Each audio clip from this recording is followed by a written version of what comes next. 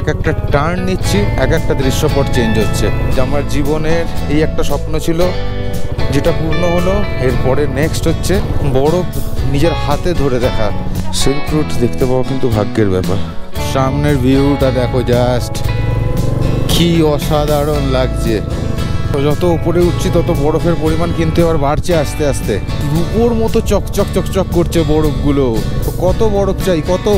দেখো রাস্তার অবস্থা কিরকম, খালি রাস্তায় স্নোগুলোকে দেখো, দেখো কিরকম স্নোগুলো পড়ছে রাস্তায়।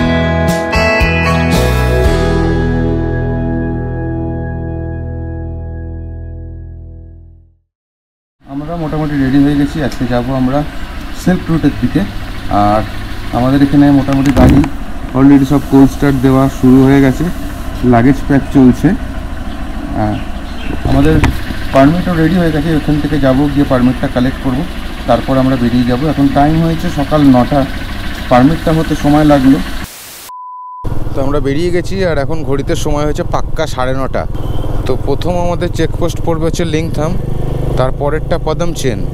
চোখের সামনে দৃশ্যটা পাল্টে যাচ্ছে কীরকম পরপর, মানে কি অদ্ভুত সুন্দর দেখো। আর আজকে ওয়েদার এখনও পর্যন্ত তো একদম পুরো ঝকঝকে ওয়েদার। বলছে বৃষ্টি হবে, কিন্তু দেখা যাক কি হয়। ঠান্ডা এখানে এখনও পর্যন্ত নেই। আমরা এখন আছি লিংথামের রাস্তায়, মানে প্রতিটা বাঁকে বাঁকে একটা সুন্দর দৃশ্য ওয়েট করে আছে। মানে এক একটা টার্ন নিচ্ছি, এক একটা দৃশ্যপট চেঞ্জ হচ্ছে। দেখো কি অপূর্ব লাগছে দেখতে। হালকা একটা কুয়াশা, দেখো আবার একটা টার্ন, দেখো কি অপূর্ব দৃশ্য। তো আমরা চলে এলাম লিংথাম। এখানে আমাদের ফার্স্ট পারমিট চেক হবে, তারপর এখান থেকে আমরা আবার আগে কন্টিনিউ করব।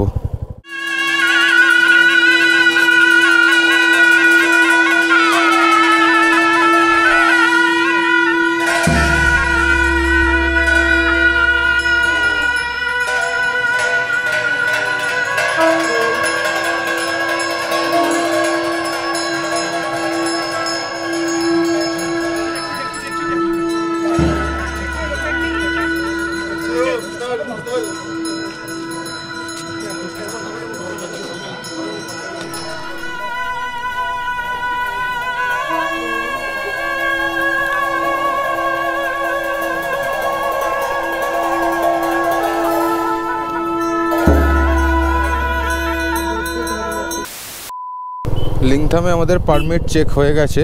এবার আমরা এখন এগিয়ে চলেছি পদমচেনের দিকে। আর এবার থেকে কিন্তু একটু হালকা হালকা ঠান্ডা মনে হচ্ছে।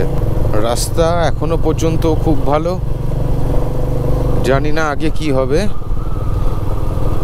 ওয়েদারও এখনো পর্যন্ত খুবই ভালো। আর পদমচেন এখান থেকে ওই 12 কিলোমিটারের মতো। সিকিমের রাস্তার ধারে এই পেয়ার ফ্ল্যাগগুলো অসাধারণ লাগে, অসাধারণ। আর মধ্যখান থেকে গাছের ফাঁক দিয়ে সূর্যের আলোটা এসে রাস্তায় পড়েছে, মানে একটা খুব সুন্দর একটা মায়াবী অনুভূতি। এটাই হচ্ছে কিউখোলা ওয়াটারফলস।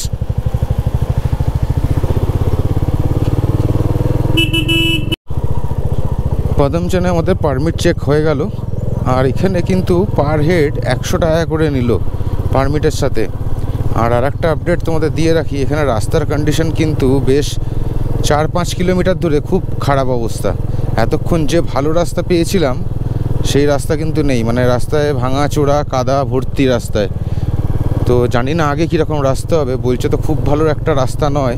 আমরা এখন যাচ্ছি পদমচেন গ্রামটার মধ্যে দিয়ে। আর এখানে দুধারে কিন্তু বেশ কম বেশি ভালোই হোমস্টে আছে।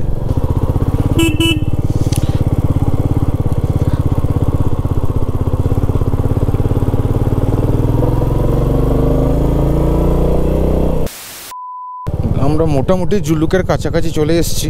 আর রাস্তা তেমনই চলছে ভাঙাচোরা।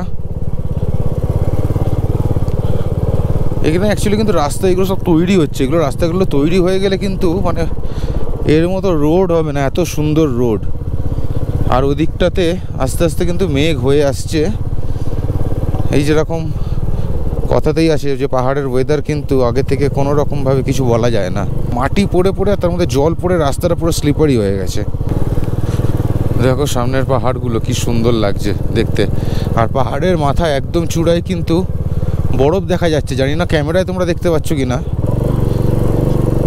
খালি চোখে কিন্তু বরফ দেখা যাচ্ছে পাহাড়ের মাথায়। খুব সুন্দর জায়গা। দেখো খালি ভিউটা দেখো, কি দারুণ লাগছে দেখতে। সামনের ওই গ্রামটা হচ্ছে জুলুক।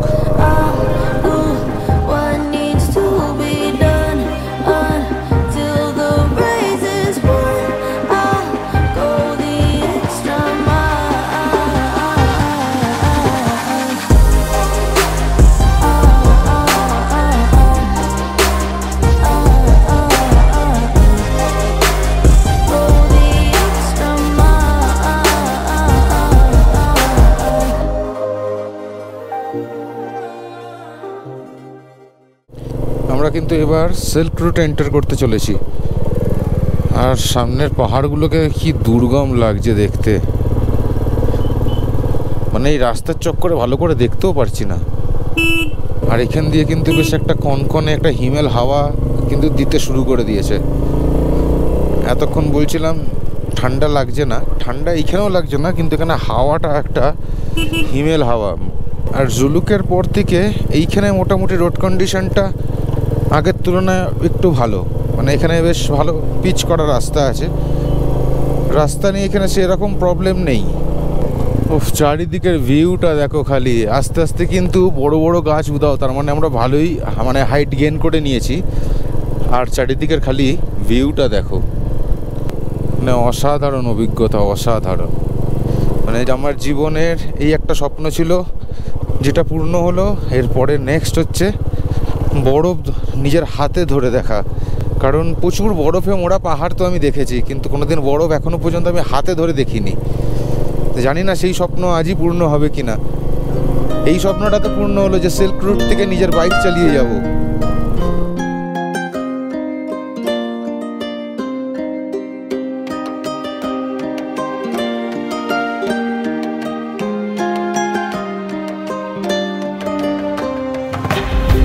এইরকম সিল্ক রুট দেখতে পাওয়া ভাগ্যের ব্যাপার, বুঝলে। এই ছবিটা তুলে রাখো, এটা পায় না লোকে।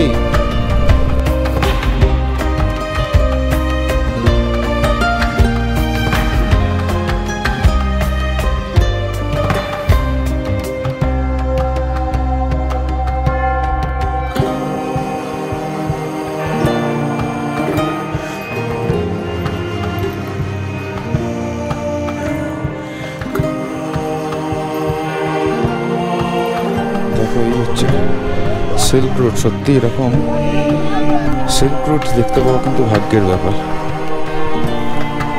এ পুরো পরিষ্কার একদম চারিদিকে। নিচ থেকে কিছু মেঘ উঠে আসছে ওপরে, কিন্তু আপাতত ভিউ পুরো পরিষ্কার। আর এখানে সব বিভিন্ন টুরিস্টরা এসে ছবি সেলফি টেলফি তুলছে। আর উপরে মেঘ কিন্তু আছে, জানি না এখন উপরের গিলে ওয়েদার কি দাঁড়াবে গিয়ে আলটিমেট। আর এখানে রাখা আছে আমার বাইক, কি দারুণ দেখো। আমার স্বপ্ন পূরণ একে নিয়ে। তো এইখানে একটা ভিউ পয়েন্টে দাঁড়িয়ে আমরা কিছু সকালে ব্রেকফাস্ট করে নিলাম ম্যাগি দিয়ে, কারণ সকাল থেকে কিছু খাওয়া হয়নি। এরপরে যেহেতু আমরা আরও হাইট গেইন করব, একদম খালি পেটে থাকাটা ঠিক হবে না, তাই এখানে দাঁড়িয়ে আমরা ব্রেকফাস্ট করে নিলাম। এবারে আবার এগিয়ে চলেছি কুপকুপ লেকের দিকে, যেটা অ্যাকচুয়ালি এলিফ্যান্ট লেক নামেও পরিচিত। আর এখান থেকে মোটামুটি ঠান্ডা সেরকম নেই, কিন্তু যখন এই হাওয়াটা দিচ্ছে তখন একটু ঠান্ডা ঠান্ডা লাগছে। তো তাই এখানে রেন লাইনারটাও ওপরে পরে নিলাম। আমরা কিন্তু অলমোস্ট রাস্তার দুধারে হালকা হালকা বরফের দেখা পেয়ে গেছি। এই দেখো সামনে এখানে বরফ পড়ে আছে, এই দেখো রাস্তায় কিন্তু অলরেডি সব বরফ পড়ে আছে সাইডে। ও সামনের ভিউটা দেখো, জাস্ট কি অসাধারণ লাগছে। ও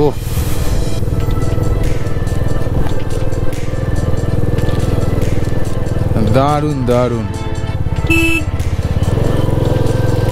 কুপকুপ এখান থেকে আরো 22 কিলোমিটার। দেখো যত উপরে উঠছি তত বরফের পরিমাণ কিন্তু এবার বাড়ছে আস্তে আস্তে। প্রচুর বরফ পড়ে আছে দুধারে। আর তার সাথে একটা জিনিস ভয়ও ধরাচ্ছে, মেঘও কিন্তু বাড়ছে আস্তে আস্তে। দুপুর 1টা বাজে, মানে 1টা না 12:30 বাজে। দেখো দেখো কি ভিউ, এর জন্যই তো আসা বন্ধুরা। শুধু সামনেটা দেখো, সামনেটা কি দৃশ্য, রোদের আলোটা পড়ে পুরো চকচক করছে বরফগুলো। দেখো খালি দেখো কি দারুণ লাগছে, মানে এত সুন্দর লাগছে, ক্যামেরা বন্ধ রাখাই যাচ্ছে না, মানে বন্ধ করছি আবার মনে হচ্ছে খুলে দিই, আবার রেকর্ড করি, আবার রেকর্ড করি, এত দারুণ লাগছে। মানে যত দূর যাচ্ছি মানে তত ধারে তো বরফ বাড়ছেই, প্লাস এত সুন্দর সিনিক বিউটি, মানে অসাধারণ।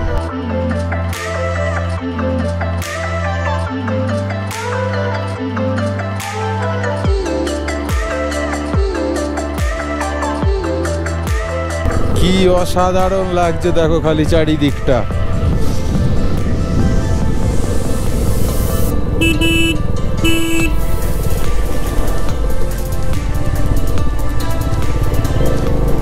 সত্যি আমাদের ইন্ডিয়া, হ্যাঁ কত ডাইভার্সিটি আমাদের মধ্যে, কি নেই, সমুদ্র আছে, পাহাড় আছে, জঙ্গল আছে, মালভূমি আছে, সব কিছু আছে।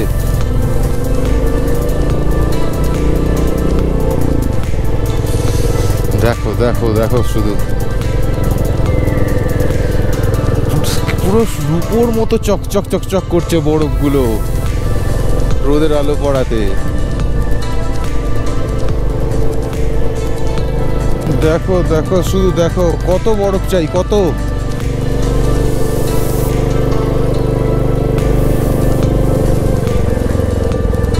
পুরো ভরে ভরে বরফ আছে,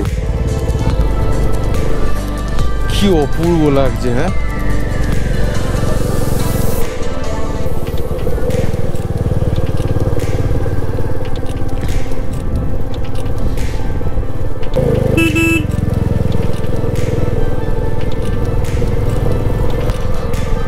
দেখো সামনে এটা বোধহয় কোনো একটা ভিউ পয়েন্ট, সব টুরিস্টরা এখানে নেমেছে। ও এদিকটা দেখো, এদিকটা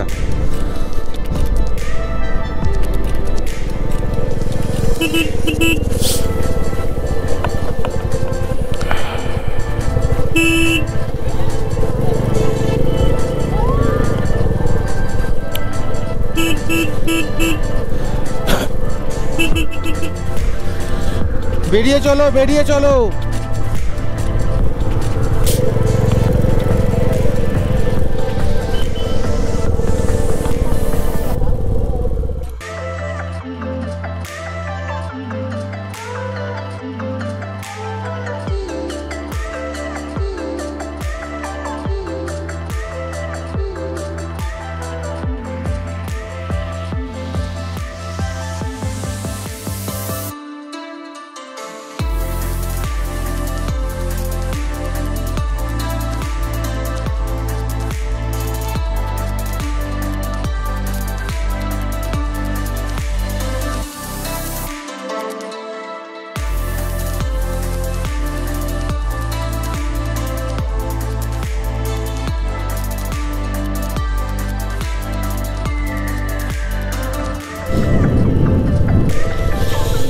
দেখো খালি দুধারে বরফ কত, আর প্রচন্ড হাওয়া দিচ্ছে এখানে, আর হাত ফাত পুরো জমে গেছে একদম পুরো।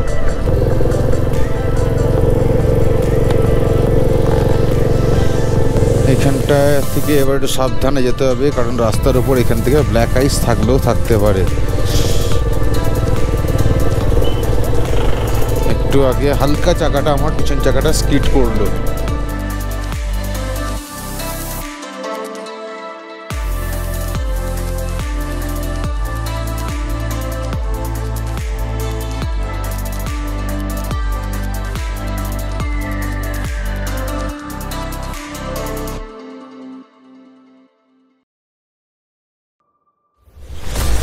দেখো আমরা নাথুলা অবধি তো যাওয়ার চেষ্টা করছিলাম,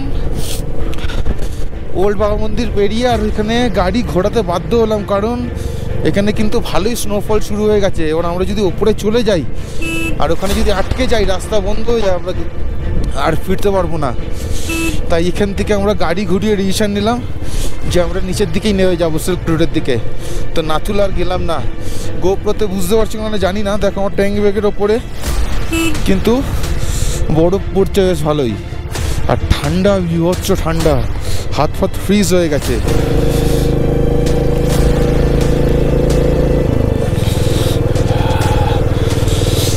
খুব ঠান্ডা।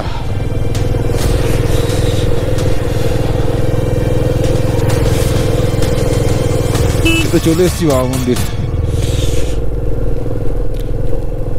বাবা মন্দির এসছে, বাবা মন্দিরে আর দাঁড়াচ্ছি না, আমরা এখান থেকে এখন বেরিয়ে যাব। এই হচ্ছে ওল্ড বাবা মন্দির। অলরেডি স্নোফল ভালোই চালু হয়ে গেছে, আর এখানে ভান্ডারা চলছে, ভান্ডারা বাবা মন্দিরের। আমরা নেমে যাব এবার নিচের দিকে। পুরো ওয়েদার দেখো কীরকম হয়ে গেছে। কাল লোকেরা বললো যে রাস্তা খানিকক্ষণের মধ্যেই কিন্তু বন্ধ করে দেবে। দেখো রাস্তায় বুঝতে পারছো বরফগুলো, দেখো আমার ট্যাঙ্ক ব্যাগের ওপর পড়ে গেছে। নিচে ওয়েদার পুরো খারাপ হয়ে গেছে, ওয়েদার প্রচণ্ড খারাপ হয়ে গেছে। দেখো রাস্তার অবস্থা কীরকম, খালি রাস্তায় স্নোগুলোকে দেখো, দেখো কীরকম স্নোগুলো পড়ছে রাস্তায়, দেখছো? দেখো দেখো সব আর্মিদের বরফ কাটার গাড়ি। এতে সোজা ঢুকে যাচ্ছিলাম আর্মি ক্যাম্পে।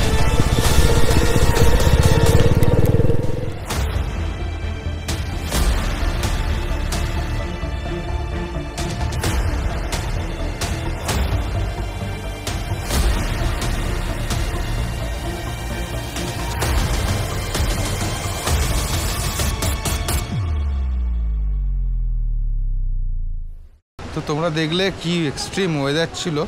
তো ওখান দিয়ে তো চলে এসেছি, এখন এসে দাঁড়িয়েছি কিউখোলা ওয়াটারফলসের সামনে। আর সত্যি কথা বলতে গেলে এক কথায় মানে অসাধারণ অভিজ্ঞতা, মানে একসাথে এত কিছু পাবো ভাবতে পারিনি। প্রথম তো নাথুলা পাস ওপেন হয়ে যাওয়া, যেটা এতদিন ধরে বন্ধ ছিল, তার মধ্যে এই পরিমাণ বরফ, আর তার সাথে এইরকম স্নোফল, মানে সত্যি অসাধারণ অসাধারণ অভিজ্ঞতা। তো এই হচ্ছে কিউখোলা ওয়াটারফলস।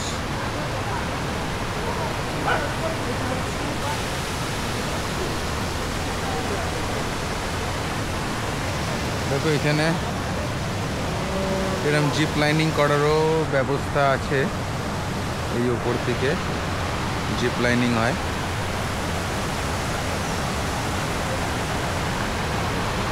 তো জলের এখন স্রোত অনেকটা অল্প, আমার মনে হয় বর্ষাকালে এই জলটাই অনেকটা বেশি স্রোত থাকে।